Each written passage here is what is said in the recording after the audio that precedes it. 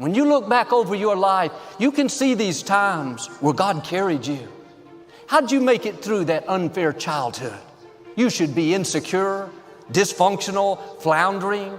But look at you. You're blessed. You're strong, doing great things. That wasn't luck. That was God carrying you. He was protecting you when you didn't realize it. He was moving the wrong people out of the way, opening doors that you couldn't open. He's been carrying you your whole life. How'd you get through that challenge with your child?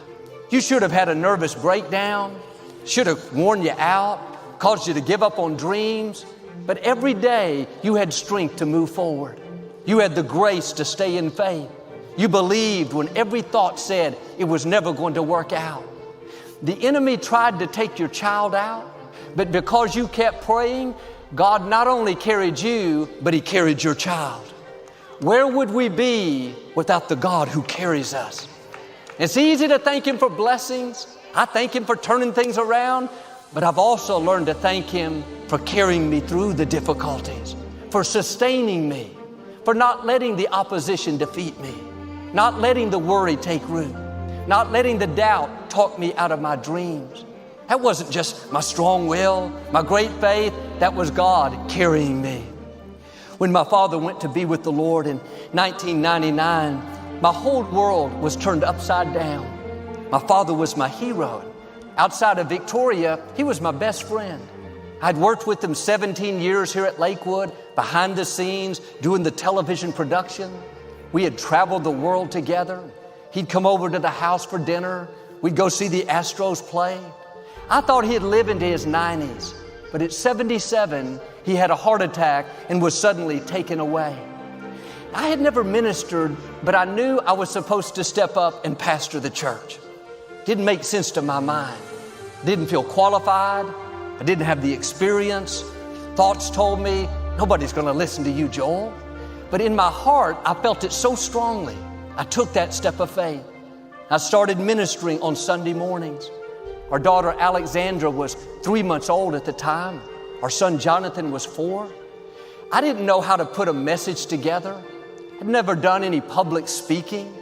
On top of that, I was grieving the loss of my father, trying to navigate him not being here, how to run the church, how to minister a newborn baby. I look back now and think, how did I make it through? How did I learn how to minister in the most difficult time of my life? How did we raise our little children when we were both learning a new profession, becoming pastors? That was God carrying us. I felt a strength that I'd never felt. Yes, I missed my father, but it wasn't what I thought. I didn't fall apart. I wasn't overcome with sorrow for months. I felt peace. There was a grace to step into my destiny. It wasn't all easy, but I had the passion, the determination, the favor to keep moving forward. That wasn't natural, that was supernatural. I should have been worried, stressed out, intimidated, but I thought, I can do this. I'm well able. I'm strong in the Lord. This is not going to defeat me. God has grace for every season. How many times has He carried you and you didn't know it?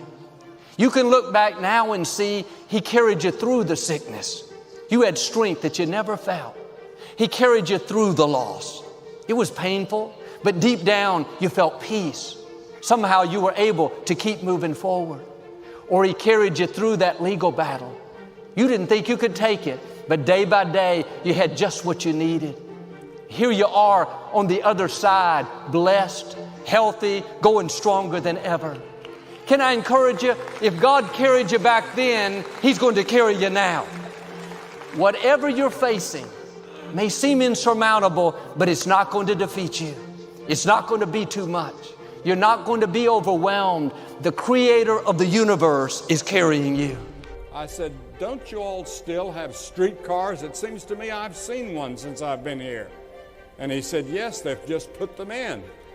And I thought, well, that's the first city I've been to in a long time where they had streetcars. The last I can remember was in Bucharest. They had streetcars, and it took me back to my boyhood and childhood when we had streetcars in our town of Charlotte, North Carolina. But many things have changed since we were here. And those of us that are senior citizens can really see a change in Portland. Things that you younger people take for granted. We were born before television, before frozen foods, before antibiotics, before nylons, before Xerox, before credit cards. For us, time sharing meant togetherness, not computers, and software wasn't even a word. We were before pantyhose and drip-dry clothes, before ice makers and dishwashers, Cheerios, instant coffee, decaffeinated anything, and McDonald's had never been heard of, and I don't know how we lived. If we'd been asked to explain CIA, VCR, UFO, ERA, NFL, or JFK, we would have said, well, that's alphabet soup. When you think of how our world has changed and the adjustments we've had to make, today's senior citizens are a pretty hardy bunch because we came along through all of that. There have been great political changes. Hungary. We were in the People's Stadium in Hungary about 3 or 4 years ago, and it had the largest crowd in its history to hear the gospel. 115,000 people in one service. South Africa would have never thought of having an integrated service in those days. We went to South Africa. We did not go until they guaranteed we could have integration. And we went there. And we can show you on film where the newspapers had headlines saying, Billy Graham says apartheid is sin.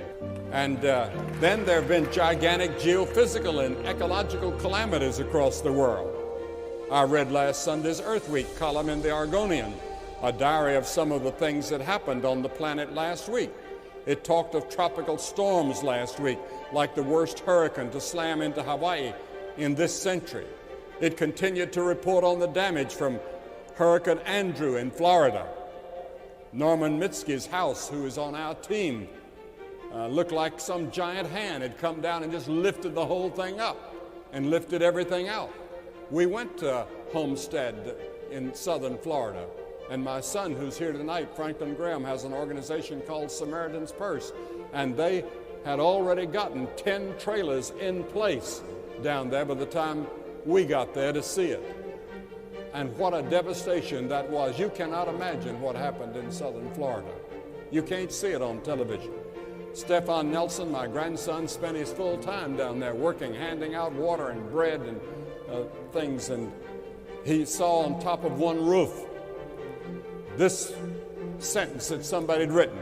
Okay, God, you got our attention. Now what? And the newspaper went on to mention Typhoon Sybil, the tropical storms Payne and Roseland. Monsoon floods washed away entire villages in North India and Pakistan, killing thousands of people. There were earthquakes in Zaire and Nicaragua, and minor shakes in many other parts of the world. These are just the things that came out of one newspaper. This is all in addition to environmental changes such as the sudden drop in levels of protective ozone over the Antarctic, mentioned in the column, that might signal major damage. I could go on and on. And that was just in your newspaper last week. We're living in a changing and increasingly dangerous world. That's the point I'm trying to make. It's not getting better. Do you have a purpose in your life, and does life have meaning to you? Or is your life cracking up and going all to pieces?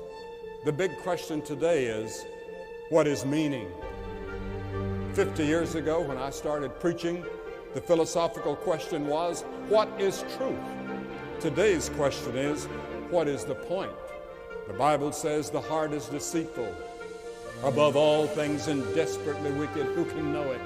Your heart, my heart, is deceitful and desperately wicked. Who can know it? Who would believe that after a storm hit Miami and southern Florida like Andrew, that there'd be looters taking advantage of it? I read an article in the Charlotte Observer last week that domestic violence cases are soaring after the hurricane in southern Florida.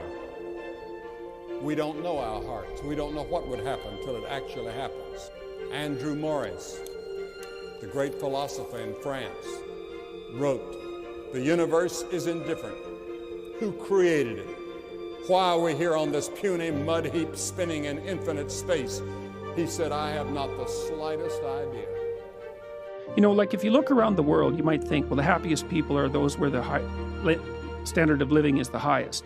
That's actually not the case. Right. And you think, okay, but why wouldn't that be the case? It's like, what do you want? Malaria and death at 40? Obviously not. But then you think, okay, what's the price you pay for a high standard of living? Well, that's easy. You virtually always sacrifice the present for the future.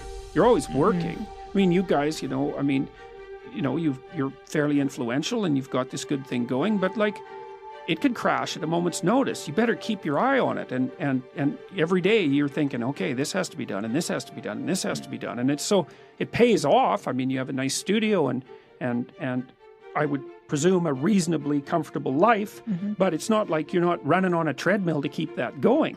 And so that's security and it's health, but it isn't necessarily happiness, and it's certainly not necessarily freedom from anxiety.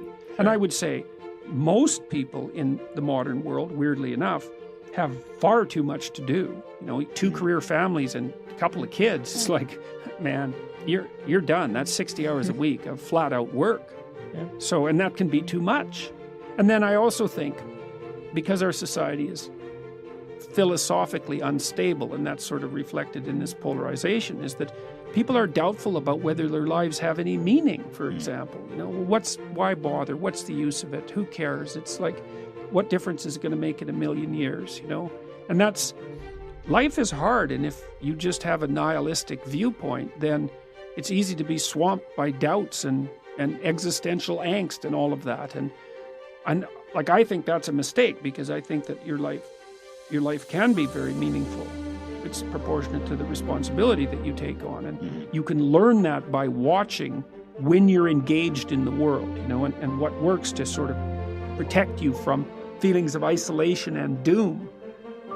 And a lot of the lectures I have on YouTube are about exactly that. So I think part of it is the complexity of the modern world. Yeah. I also can't shake the sneaking suspicion that it has something to do with our diet. Really? Well, I saw this. We know that obesity is like skyrocketing. Yeah. Okay. So, and probably the reason for that, it's not exactly certain. There might be complicated reasons for it, but certainly one of the reasons is that people eat far too many carbohydrates. Right. I saw this video from World War II about and in one of the scenes they showed all these men in New York lining up to be inducted, and it's like 20 blocks of guys with no shirts on standing in line to be inducted. Every single one of them was bone thin. This is a time you want to learn something new. I believe that God wants to do a new thing in our lives. And when you don't have enough courage or insight or vision to know when you've outgrown a situation and it's time to move on, life moves on us. So what I love about Dr. Johnson, he's gentle. Now, he has an assistant named Alex. Last time I was there, I had tears coming out my eyes. Alex said, "You're not crying, are you?" I said, "No, just little tears coming out right now." He said, "You're a grown man crying." I said, "Come on, man. Where's your heart, Alex?" I want you to call them and tell them, ask Alex or Michelle over there. They laugh at me all the time because I'm over there sitting in the waiting room, not only keeping social distance, but praying that I don't hear that drill. I don't like to hear that sound of that drill. That freaks me out. Because I got a message for you today. And I think it's a time where people need to have messages that can inspire them, that will give them hope, that will make you feel good, that will make you laugh. Why do you laugh so much? Because I'm happy. A lot of people depressed and sad. No, I don't want to do that. I don't want to do that. No. It's a choice. It's a choice.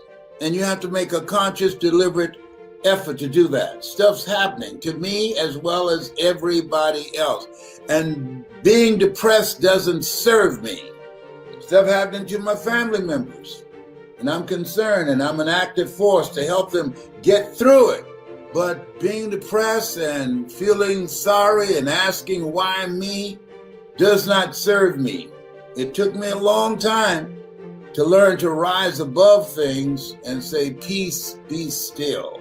Peace, be still. It's 12 noon. And if you're hungry, that's what I'm looking for, people that are hungry. See, I don't like to work with people who are not hungry.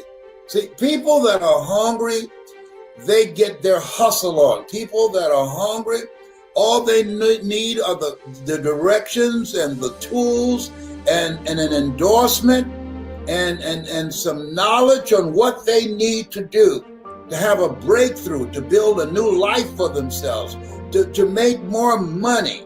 See, I was fired from radio, and I was very good. I could do it today. Drop me in any city. Give me a microphone. Homie can light it up. They fired me.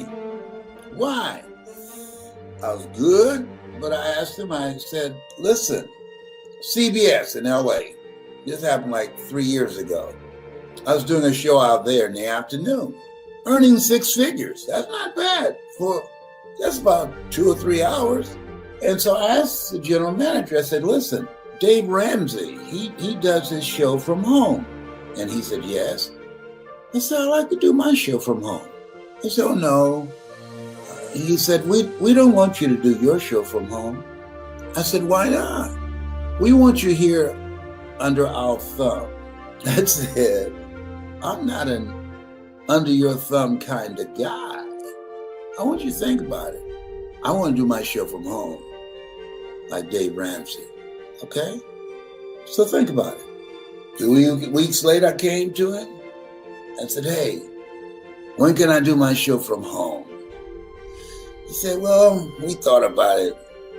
We want you to do it here. We want you to come in. I said, I don't like being confined to the building. I want the freedom to do it from home, just like Dave Ramsey. The quality of my show will not be compromised. In fact, it'll be better because I'm in a more relaxed environment.